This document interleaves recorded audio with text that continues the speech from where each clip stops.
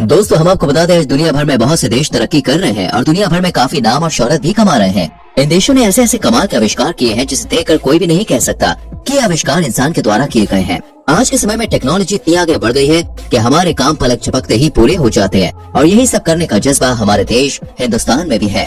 हमारे देश ने भी दोस्तों बहुत तरक्की कर ली है और बहुत ज्यादा तरक्की अभी बाकी भी है। आपको हम बता दें हमारा इंडिया इस वक्त एक गोल्डन एज पर है। अब आप सोच रहे होंगे ये गोल्डन एज क्या है। दोस्तों हम आपको बता दें कि इस वक्त इंडिया की आधी से ज्यादा पॉपुलेशन यंग है और काम कर रही है और जो बाकी बचे हुए लोग हैं या तो वो वर्किंग एज के नहीं है या फिर बुजुर्ग हैं। लेकिन इंडिया के पास एक बहुत ही अच्छी अपॉर्चुनिटी है, यंग पॉपुलेशन। जी हाँ, ऐसा कहा जाता है कि जिस देश में काम करने वाले लोगों की संख्या ज्यादा होती है उस देश में तरक्की और विकास भी बहुत जल्दी होता है। जैसे कि आप जापान को ही ले लीजिए। सन 1964 में जापान की वर्किंग पॉपुलेशन बहुत ज्यादा थी और ये करीब सन 2004 तक रही और इसी बीच जापान ने सबसे ज्यादा तरक्की भी की। लेकिन धीरे धीरे इस कंट्री के यूथ वर्किंग पॉपुलेशन से हटकर बुढ़ापे की ओर आ गए और तब से ही जापान की जो विकास दर थी वो कम होती गई। इसलिए दोस्तों आज से करीब 10 साल बाद यानी कि सन 2030 में इंडिया के यूथ की पॉपुलेशन सबसे ज्यादा ऊपर होगी और हमारा देश तरक्की कर रहा होगा। आइए जानते हैं क्या खास होने वाला आने वाले टाइम में हमारे भारत में। Number 1, bullet train.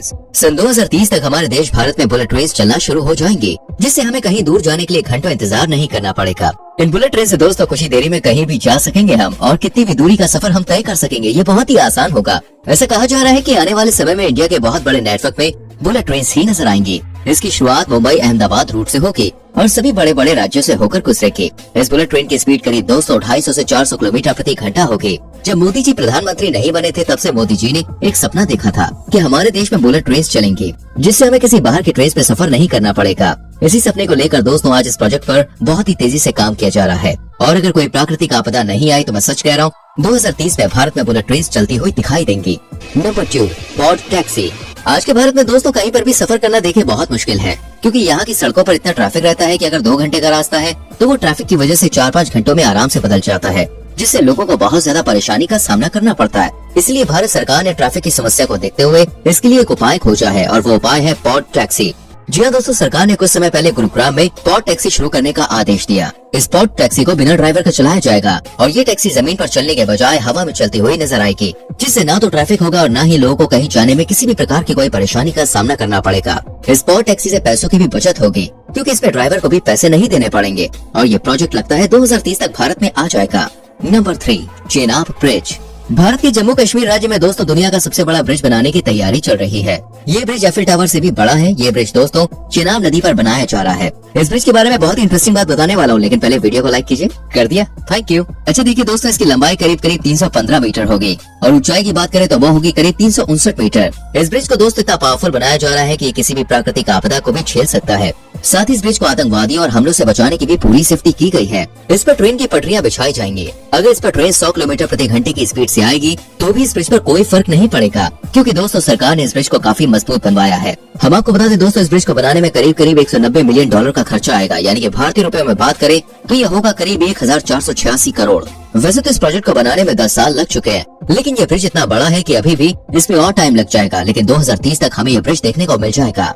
Number 4, Delhi Mumbai expressway. आपको बता दें कि इस दिल्ली मुंबई एक्सप्रेसवे प्रोजेक्ट का काम अभी चल रहा है और इस प्रोजेक्ट के पूरा होने से हमारा भारत एक अलग ही दिशा में चला जाएगा। यह हाईवे हमारे भारत में खूब जाना जाएगा क्योंकि सरकार ने इस हाईवे को बनाने के लिए दोस्तों कुछ अलग ही सोच रखा है। सरकार का कहना है कि हाईवे के चारों ओर करीब 40 लाख पेड़ लगाए जाएंगे जिससे इस हाईवे की खूबसूरती और बढ़ जाएगी। और सिर्फ इतना ही नहीं, इस हाईवे के बनने से 32 करोड़ लीटर फ्यूल की भी बचत होगी। इसको बनाने में करीब 1 लाख करोड़ रुपए का खर्चा आएगा। यह हाईवे एक्सेस कंट्रोल है जिससे इस हाईवे के बीच में से किसी का भी आना जाना मना होगा।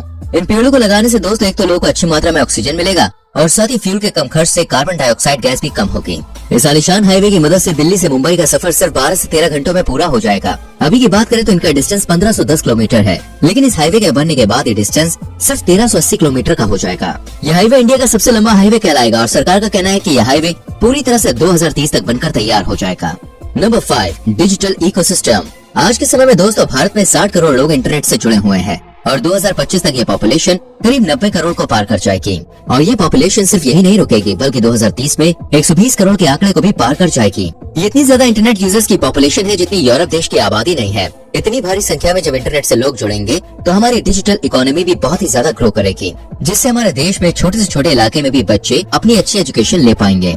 और आने वाले लोगों का दिमाग दोस्तों इतना तेज होगा कि हम किसी भी बाहर देश से कोई चीज मंगाने या किसी देश से मदद लेने की जरूरत नहीं पड़ेगी, क्योंकि इंटरनेट के थ्रू बहुत से लोग एडवांस हो जाएंगे और नई नई तकनीक का इस्तेमाल करेंगे। इस इंटरनेट के जरिए बहुत से लोग अपने अपने रोजगार बेहतर कर सकेंगे। साथ ही ई कॉमर्स, बैंकिंग, ये सेक्टर्स बहुत ही ज्यादा तरक्की करेंगे, क्योंकि दोस्तों आने वाले समय में हर चीज ऑनलाइन हो जाएगी। इन सारी चीजों से हमारा पूरा इकोसिस्टम ग्रो करेगा। ये सब हमें देखने को मिलेगा सिर्फ 2030 तक। नंबर 6, गरीबी को दूर करने के तरीके। आपको हम बता दें, सन 2030 तक सरकार का उद्देश्य है कि भारत में कोई भी गरीब नहीं रहेगा। हिंदुस्तान की आबादी के 80% लोग अमीर होंगे और अपने अपने बिजनेस चला रहे होंगे, जिससे ये लोग देश को एक हाई लेवल पर लाने में काफी मदद करेंगे।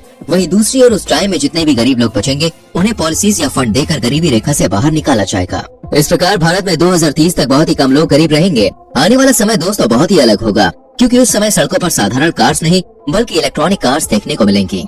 आपको हम बता दें कि भारत में कैश देखने को काफी कम मिलेगा, क्योंकि ज्यादातर लोग ऑनलाइन शॉपिंग करेंगे। उस समय जितने भी लोग अमीर होंगे वो टेक्नोलॉजी की फील्ड में काम करते हुए देखे जाएंगे, क्योंकि आने वाले समय में टेक्नोलॉजी ही सबसे जरूरी होगी और जो कोई भी इस फील्ड को नहीं जानता होगा उसके लिए थोड़ी परेशानी खड़ी हो सकती है।